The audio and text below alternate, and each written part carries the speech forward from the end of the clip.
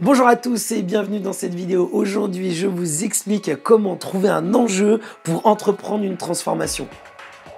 Mais tout d'abord, n'oublie pas, tu peux liker, partager, me laisser un maximum de commentaires sur l'ensemble de mes vidéos, sur la chaîne, laisser un avis. N'hésite pas, j'ai besoin de tes commentaires pour te fournir un maximum de contenu et te permettre d'atteindre tes résultats. Tu peux aussi trouver ce lien dans la description où je te donne tes 5 clés pour atteindre rapidement une perte de gras et la garder durablement. Alors comment trouver un enjeu pour entreprendre une transformation? Souvent, j'entends beaucoup de gens me dire « Mais Chris, tu vois, là, je me sens pas bien » et trouver un maximum d'excuses. Tous les matins, se lever, se plaindre, se trouver pas bien.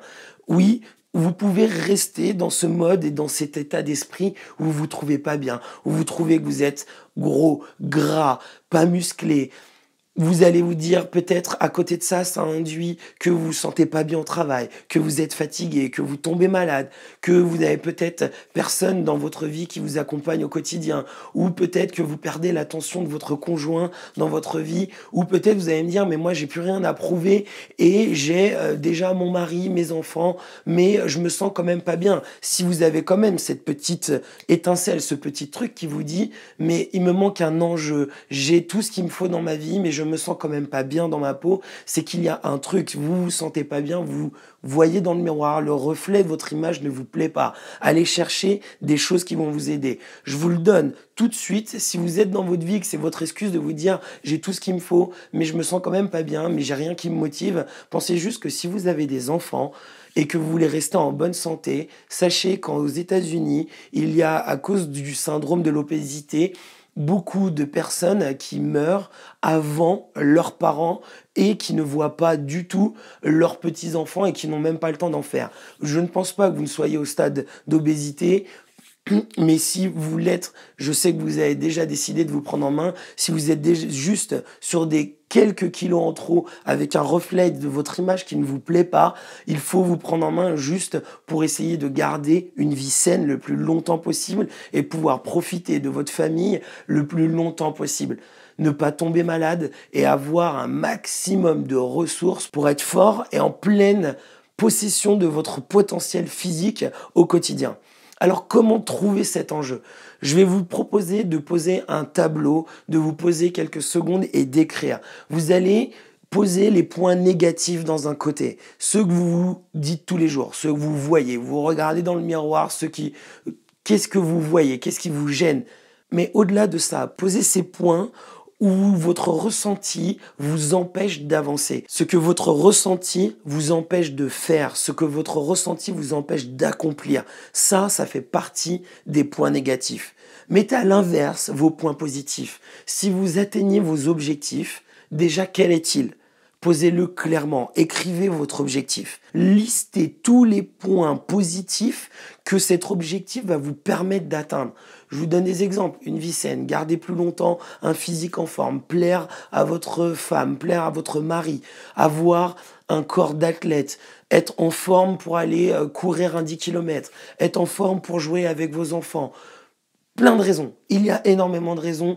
Trouvez vos raisons, celles qui vous correspondent, celles qui vont vous guider pour atteindre cet objectif. Pourquoi vous faites ça? Pourquoi vos efforts ne sont pas vains? Pourquoi vos efforts sont nécessaires pour amener un plus dans votre vie? C'est pas ce plus qui est juste un moins 3, 4, 5, 10 kilos sur une balance. C'est un plus dans votre vie. Pourquoi vous voulez faire ça? C'est ce à quoi vous allez vous rattacher à tout moment lorsque vous aurez une baisse de morale. La baisse de morale, vous allez la trouver à des moments où votre poids va stabiliser, si vous êtes encore en train de regarder votre balance ou si vous n'avez peut-être pas de soutien, pas de compliments d'autres personnes qui vous entourent. Regardez quel est votre objectif, ressortez cette feuille, regardez la finalité, ce que ça vous apporte, ce dont vous avez besoin, à quel moment cette transformation doit vraiment être fructifiante pour votre vie de tous les jours, pour vous, pour votre bien-être. Qu'est-ce qu'elle vous apporte? C'est en ça que vous allez avoir un objectif, que vous allez avoir une réalisation et c'est en ça que vous devez être fier de vous et non regarder le négatif et vous plaindre. Vous devez regarder le positif en faisant cette manière.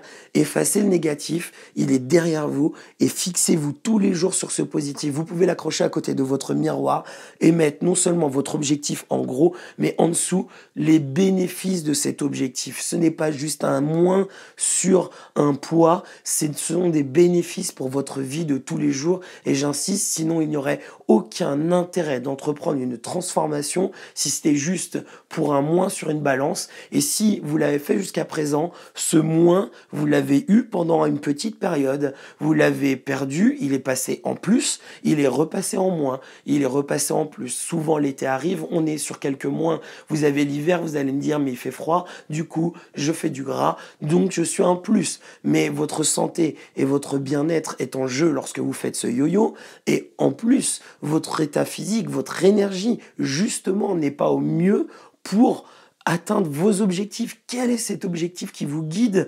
Qu'est-ce que vous accomplissez grâce à cette transformation? Alors si cette vidéo vous a plu, n'hésitez pas à me laisser un maximum de commentaires. Vous pouvez me laisser toutes vos questions en dessous. J'y répondrai soit dans les vidéos, soit directement dans les commentaires. Je vous dis à très vite pour d'autres vidéos et surtout restez dans l'action pour votre transformation.